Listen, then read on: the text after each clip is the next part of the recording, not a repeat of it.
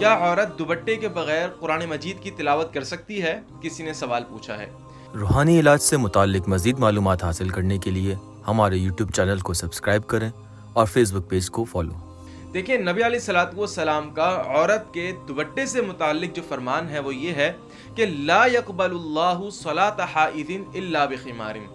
اللہ سبحانہ و تعالی اس عورت کی نماز قبول نہیں کرتا کہ جو نماز میں اپنے سر کے اوپر دوپٹہ نہیں لیتی۔ تو پتہ یہ چلا کہ نماز کے لیے ضروری ہے کہ عورت، وہ بچی اگر حد بلوغت کو پہنچ چکی ہے تو وہ اپنے سر کے اوپر دوپٹہ لے۔